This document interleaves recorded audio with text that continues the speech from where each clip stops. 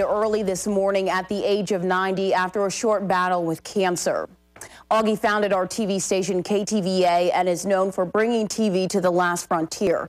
As Laura Oates reports, Augie's legacy is one that has found a permanent spot in Alaska's history. Augie Ebert, a name that is synonymous with broadcast legend. Augie's pioneering spirit landed in Alaska in 1939 as an engineer for KFAR Radio in Fairbanks and then Kenai Radio in Anchorage. It was there he pioneered live coverage of truly Alaskan events like the Furwande sled dog races. Augie was also the first person to hear about the bombing of Pearl Harbor, news he heard coming across the airwaves and reported directly to Alaska's military.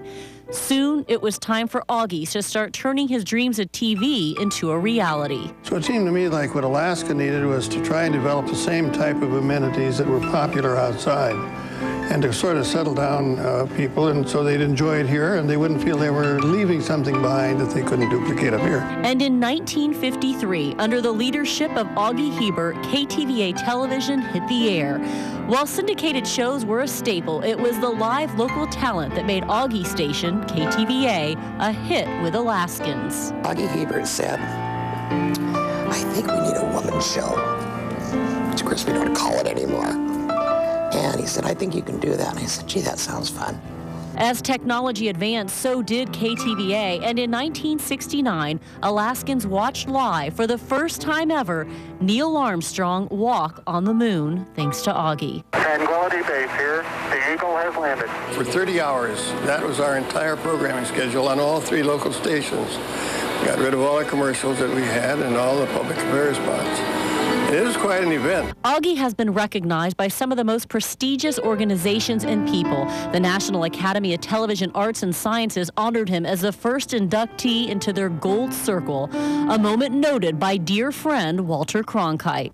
There are even fewer who had the vision you had back in '53 to bring a strange new medium called television to the territory. Oil hadn't been dreamed of. Statehood was a subject of some debate, I guess, but there was no question that your vision, Augie, saw a clear future for broadcasting in Alaska. We're delighted that you became a member of the CBS family so early on. And when Augie wasn't talking TV or radio, he was dedicating his time to countless community organizations. In talking to those who knew Augie best, there is no doubt he left a big footprint on Alaska's history. You know, Augie told me that the reason that he started KTVA was because he wanted to help settle Alaska and to have Alaska grow. And he felt that the way that that was going to happen was to provide the people that were moving here with public service, entertainment, and information. Augie was one of those individuals that had touched so many lives of many different generations that he'll be remembered not only for what we knew of him today, but of the past. And he's one of those individuals that helped build this state and built this city. Just the presence, just being able to go to his house, and he had all the mementos from all his long years, and just fun to sit and just talk to him. Listen to him, I guess, is a better way to describe it. And just honored to be a friend. In the beginning, people said, "When Mr. Ebert," but you know what? Now it's Augie. Oh, it was neat working at 11 all those years ago because Augie was still the owner of the station back then. So, you know, I feel really privileged and honored to have kind of been working for him. He was a great friend of mine, and I will miss him terribly. Going to Alaska to me was going to Augie. He did it to provide service to the people. And that's his legacy, not of one of being a businessman out to make a buck, a big buck. No, he was out to provide a service to the people that he loved. And that's the way Augie was.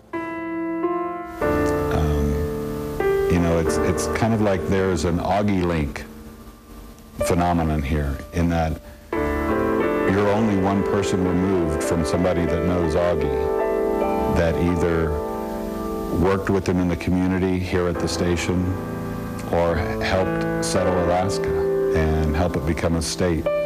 And it would probably be difficult to find somebody that's not touched by that Augie link. For all of those employees who walk through these doors, Augie Ebert left an awfully big footprint to fill. The sky's the limit. The limit is everybody's imagination.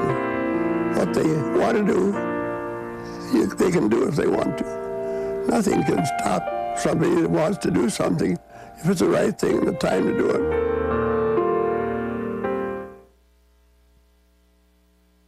All of the staff here at KTVA and Alaskans in every corner of the state will be right back.